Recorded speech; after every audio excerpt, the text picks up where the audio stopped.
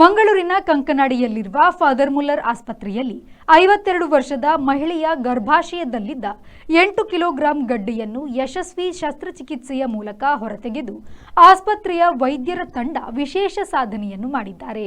ಇದೊಂದು ಅಪರೂಪದಲ್ಲೇ ಅಪರೂಪದ ಶಸ್ತ್ರಚಿಕಿತ್ಸೆಯಾಗಿದ್ದು, father Muller ಆಸ್ಪತ್ರೆಯ ವೈದ್ಯರ ತಂಡದಿಂದ ಯಶಸ್ವಿಯಾಗಿ ಶಸ್ತ್ರಚಿಕಿತ್ಸೆ ನಡೆಸಿ ಫೈಬಾಯ್ಡ್ ಅನ್ನು ಹೊರತೆಗೆದಿದ್ದಾರೆ.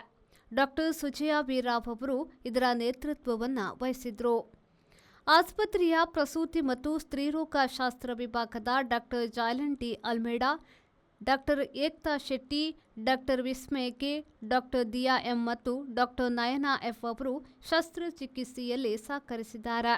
ಮಹಿಳೆ ಮುಟ್ಟಿನ ರಕ್ತಸ್ರಾವ, ಹೊಟ್ಟೆಯ ಊತ ಮತ್ತು ಒತ್ತಡ ಸಂಬಂಧಿತ ಅಸ್ವಸ್ಥತೆಯಿಂದ ಬಳಲುತ್ತಿದ್ದರು. ಅವರನ್ನ ಪರೀಕ್ಷೆಗೆ ಒಳಪಡಿಸಿದಾಗ 20 ಸೆಂಟಿಮೀಟರ್ ಅಗಲದ ಗೆಡ್ಡೆ ಇರುವುದು ಪತ್ತೆಯಾಗಿತ್ತು. ಈ ಗೆಡ್ಡೆ ಹೊಟ್ಟೆಯ ಭಾಗವನ್ನು ಬಹುತೇಕವಾಗಿ ಆಕ್ರಮಿಸಿಕೊಂಡಿತ್ತು. ರೋಗಿಯ ವಯಸ್ಸು ಮತ್ತು ಲಕ್ಷಣಗಳನ್ನು ಗಮನದಲ್ಲಿಟ್ಟುಕೊಂಡು ಶಸ್ತ್ರಚಿಕಿತ್ಸೆಯನ್ನ ನಡೆಸಲಾಗಿದೆ ಎಂದು ವೈದ್ಯರಾದ ಡಾಕ್ಟರ್ ಜಾಯ್ಲನ್ ಅವರು ತಿಳಿಸಿದ್ದಾರೆ. ಶರಸಾಲ್ಯನ್, ವಿ4 ನ್ಯೂಸ್, ಮಂಗಳೂರು.